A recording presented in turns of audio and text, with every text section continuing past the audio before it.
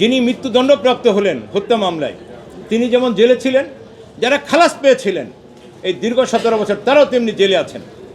তাহলে একটি বিষয় পরিষ্কার যে আমরা এই বিডিআর সদস্যদের জন্য ন্যায় বিচার নিশ্চিত করতে পারিনি, যার কারণে আজকে আবার তদন্ত কমিশন হচ্ছে এবং আমরা আশা করছি যে তদন্ত কমিশনের মাধ্যমে যারা প্রকৃত অর্থে অপরাধী তারা যেমন বিচারের আওতায় চলে আসবেন। এখানেও যদি এই 850 জন আসামির মধ্যে যদি কেউ ঘটনার সাথে তদন্ত কমিশনে যাদের নাম চলে আসে, দে উইল ফেস ট্রায়াল, তারাও বিচার করবে। আমরা কাউকে মনে করছি না তদন্ত কমিশনের রিপোর্টের আগে কোনো অযাচিত মন্তব্যের মাধ্যমে তদন্ত কমিশনকে প্রভাবিত করা, অথবা যে বিচার প্রক্রিয়া এখন চলছে এই বিচার প্রক্রিয়া অযাচিত হস্তক্ষেপ তারা করবেন না। দায়িত্বশীল অবস্থান থেকে এইটা বিডিআর পরিবারের পক্ষ থেকে এই মামলার সাথে সংশ্লিষ্ট একজন আইনজীবী হিসেবে আমাদের গোটা জাতির মাধ্যমে সংশ্লিষ্ট ব্যক্তিদের কাছে এই দাবিটি থাকবে।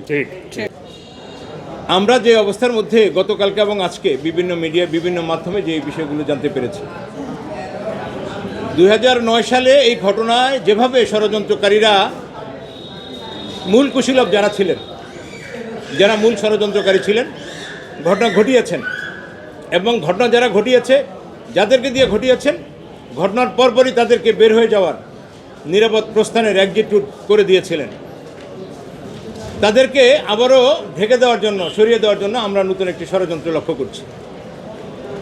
বিডিআর পরিবারের পক্ষ থেকে আমাদের স্পষ্ট অবস্থান হচ্ছে এই, আগে যেমনটা করেছিল যে এই বিডিআরের মধ্যে একটা অংশকে বলা হচ্ছে বিডিআর, আর একটা অংশে বলা হচ্ছে সেনা সদস্য।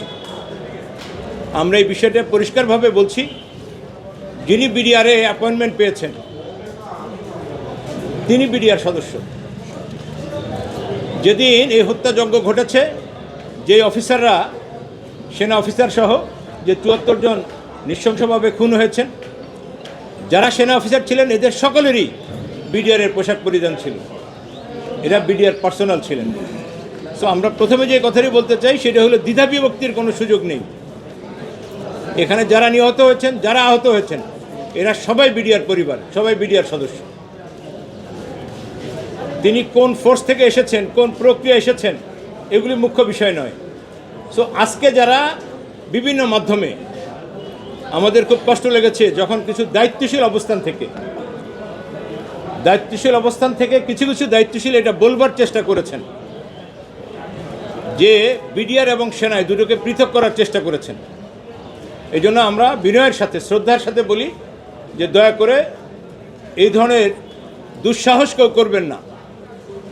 সবাই বিডিআর ছিল এবং বিডিআরের পোশাক পরিধান ছিল, বিডিআরে কর্মরত ছিল, সেখানেই তাদের কেউ আহত হয়েছেন, কেউ নিহত হয়েছেন, অথবা কেউ ভুলভাবে পরিচালিত হয়েছিলেন। যে যেভাবে হয়েছিল কেন, যে যেটুকু অন্যায় করেছিল, যেটুকু ভুল করেছিল, যেটুকু ক্রাইম করেছিল, সে সেটুকুর জন্যই শাস্তি পাবে। এবং আজকের তদন্ত কমিশনের মূল আওতা হচ্ছে সেটা।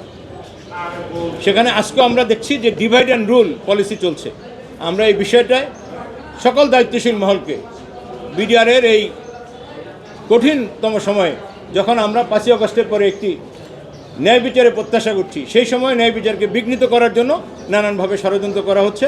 বিডিআর পরিবারের পক্ষ থেকে সকল দায়িত্বশীল গণপ্রজাতন্ত্রী বাংলাদেশ সরকারের যে যেখানে আছেন, বিডিআরের ব্যাপারে যদি কথা বলবেন দায়িত্ব নিয়ে, সহমর্মিতার সাথে সত্য বলবেন, এটা আমরা আশা করি।